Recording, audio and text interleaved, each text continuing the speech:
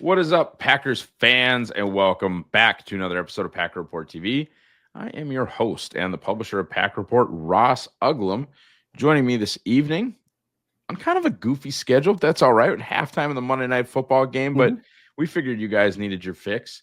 No promises on post Dolphins. I don't know what Dusty's life's going to look like. I don't know what my life's going to look like. We'll try. I'm going to stick with no promises, though. Dusty Evely of Acme Packing Company. How you doing, brother? I'm doing good, man. I'm excited. This was a fun. I may mainly stick with the offensive stuff. Fun offensive game, man. This was a really fun offensive game. A lot of really fun stuff. I'm good. Getting ready for Thanksgiving. Got my turkey ready to smoke that. So I'm doing good, brother. Very cool. Very cool. I'm also doing well in my lightweight homage hoodie. Check out their link in the podcast description or the YouTube description. Love these lightweight hoodies. They got some great designs. Everything's kind of got the throwback vibe. We appreciate that. I appreciate the new one of Xavier McKinney. That might be a Packers Pro Shop special. I don't know that I've seen that one yet. It's cool. It's got his like two-tone hair. It's very cool. Yeah, check that out. But it might be a Pro Shop exclusive. So you might not be able to use our code. No free ads. But here we are. What a butt kicking. I was talking my older cousin. I didn't have any brothers, so he's kind of like a brother to me. And he was probably a decent sized reason why I became a Packers fan. He texted me during the games a lot. And I think it was the Watson drop, or maybe just some of the early sort of movement down the field to begin the second half for the Niners. And he sent me like, can we just have one stress-free Sunday? Just one time. And we got it. I mean, I think I was able to, unclench, as it were, for the better part of the fourth quarter.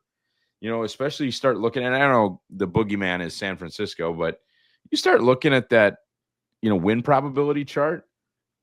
Green Bay was upwards of 95% for a pretty good portion there. And look, the excuses exist, right? I think it's a very real thing. But I mean, with everything, it is what it is, right? I mean, they were missing starting quarterback, starting left tackle, their edge rusher, their biggest defensive player. That's all true. That all makes sense. They still got beat by 28. Right. This isn't, they lost by 3. They got beat by 28. So yeah. Right. And I think, you the Packers, you would never want to be without Jair Alexander. You would never want to be without Edgerrin Cooper. I get that. And if you're a Niners fan, you could argue like, hey, gun to your head, you have to beat the 49ers. You get to take 3 of their players off the field. I might pick Trent Williams, Brock Purdy, and Nick Bosa. I think maybe McCaffrey in there, but certainly 2 of those. Right, 100%. Yeah, you're going to go 2 for 3, but no. I just thought that was a pretty darn comfortable win, a dominant win. And I'm actually going to do a defensive play this week because I thought they played that well on the defensive side of the ball. Brandon Allen or no Brandon Allen, I was impressed the way they defended the run. I kind of made a joke about Brock Purdy in the pregame. How much different really is it? And I think it would have been a little bit different with Purdy. But at the same time, like anybody can hand off. And anybody, and I didn't see Green Bay with a super dose of like heavy boxes because of no Brock Purdy. They played butt kick and run defense. And I get it. No Trent Williams paving the way. That's a big deal. But they were really, really good in run defense. And look, anytime you score 38, that's great too. But I was impressed with the 10. Because if the Niners were going to win with Allen, that was the thing, right? Let McCaffrey go, short passes, run game.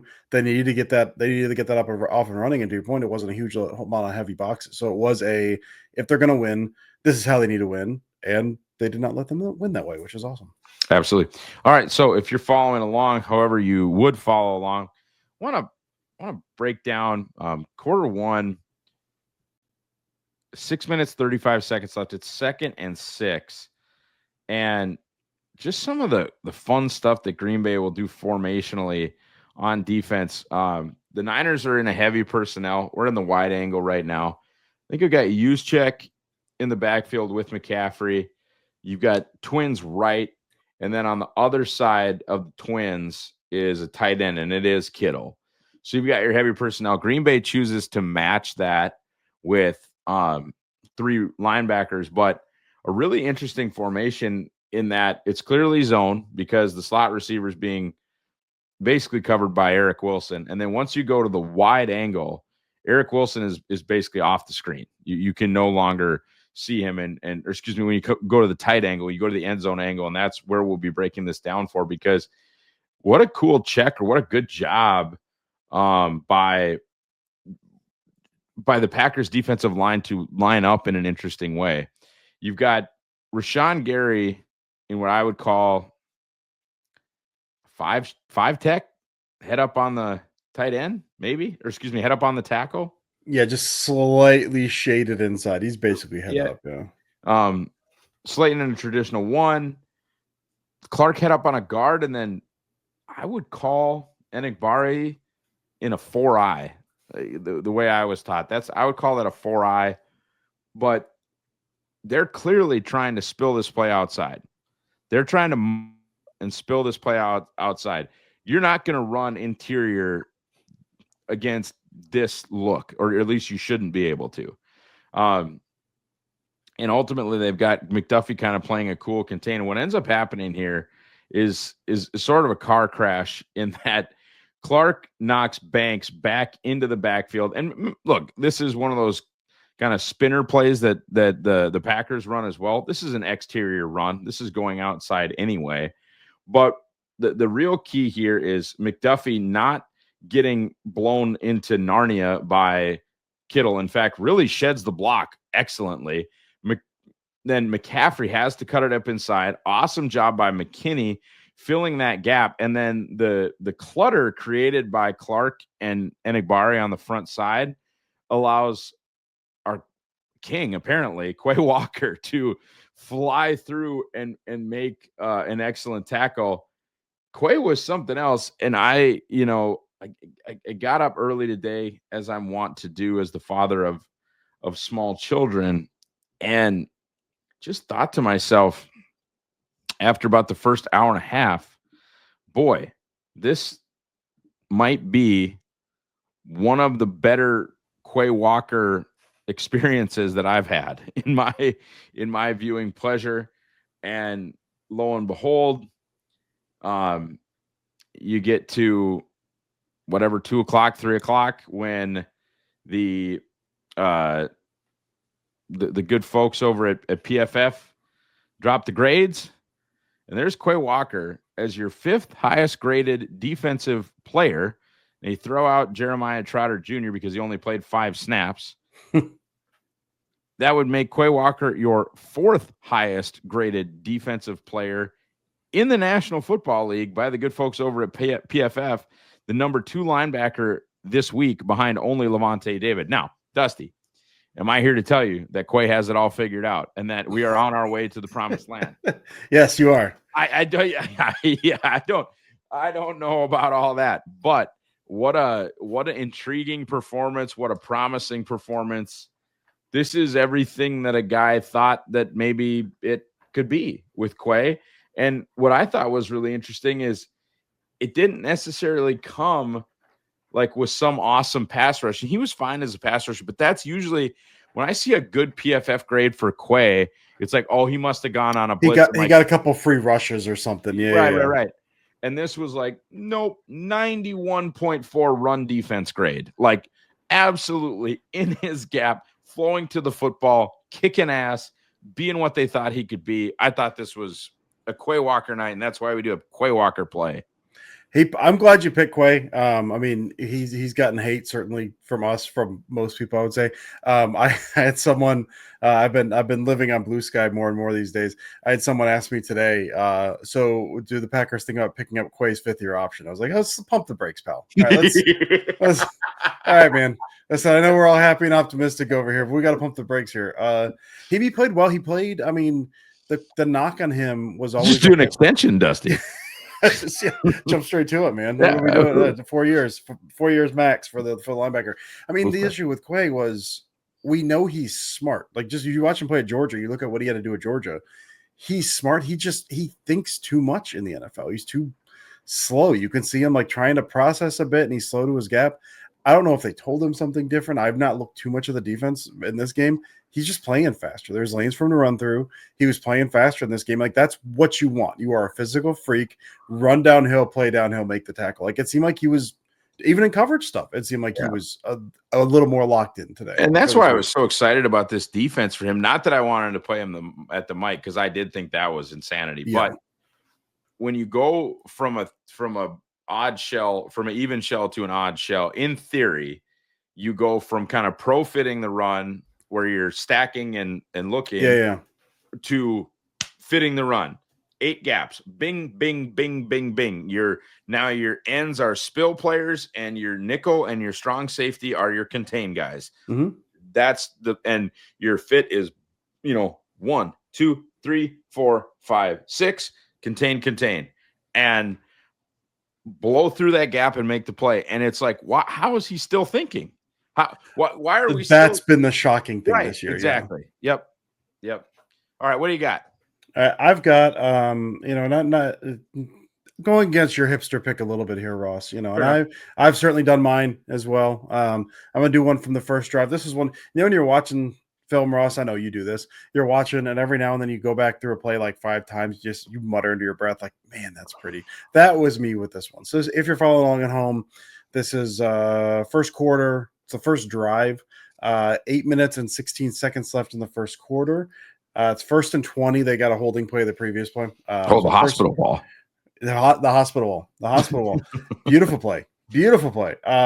It's on the 24. They just got a holding call. They had been running that. One of the things I really love about this game plan and what they finally kind of unleashed that they've been slow playing a little bit is so much of the run game stuff they've been doing with Willis, they weren't able to do when Love came back in, because a lot of that spinner stuff, and he couldn't spin on his knee.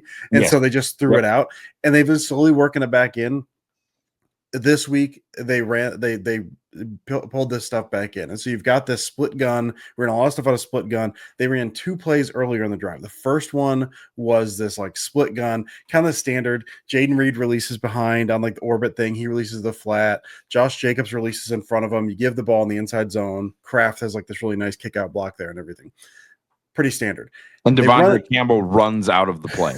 He sure does. Shout out Devondre. Buddy, he sure does. Couple plays later, they run almost the exact same thing, except instead of the motion to the flat, they bring Jacobs around. He stops behind Jordan Love. They snap the ball. Brooks, they're running pony out of split gun. Brooks acts as the lead blocker, leads Jacobs to the hole. So it's basically a counter. They're running with Jacobs to the hole. Now we are at the play I'm talking about, which is split gun. Same look we've seen. It's 11 personnel. We've got Kraft on the line, tight split with Wicks on the left. And then I think it's Dobbs it's Melton. Melton as split wide on the left as like the sole wide receiver. Split gun, Reed on the left, Wilson on the right. So they're showing the exact same play that I just talked about. You got this kind of like pre-snap orbit motion. I guess it's not Wilson, that's Brooks.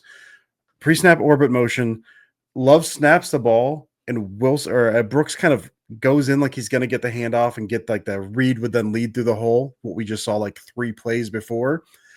Everyone's kind of reacting to that. You've got this safety. I think it's a safety that's kind of over Melton that's supposed to be on Reed. He takes a step in because he's seen this. They just saw this. He takes a step in. Instead, Melton blows this like just runs a vertical at his face, essentially the middle of the field, and Reed releases on a rail route. And so now you get the rub route with Melton. You get Reed on a rail route open. They're too high. You got to fit it before the safety. He throws to Reed. Again, hospital ball leads them into a little bit. Reed makes a really nice catch. They get, I think, 13 yards on 1st and 20. But just really cool. I mean, to me, this was the run. This is the stuff you can do with that run game. This is the full package that they're now building the stuff off of. This stuff for like the half orbit, then it goes into like a lead counter. We have not seen before. That was new in this game. That was in this game, and then that drive, they run a variation to pick up a chunk gain on a pass play off of that as well. So a really cool run attack off of this, kind of showing, okay, Love's healthy, we can run this stuff now, and then a really nice pass package off of it too. So a big fan of that one. Anything else offensively or defensively that you noticed that you were impressed by or cause for concern? Anything else from this one? No, man. I mean, I thought Love played well. I mean, the numbers are a little bit tamped down a little. He didn't throw a whole lot. I think they're another pretty run heavy game. Watson had that drop. If not, it looks it's first drop of the season, which stinks. It's on that play. People are going to remember that, but that was the first drop of the season for him.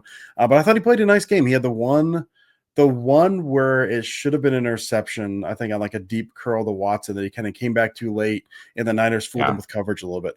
Other than that, like I thought he played well. They had that weird little stretch of plays.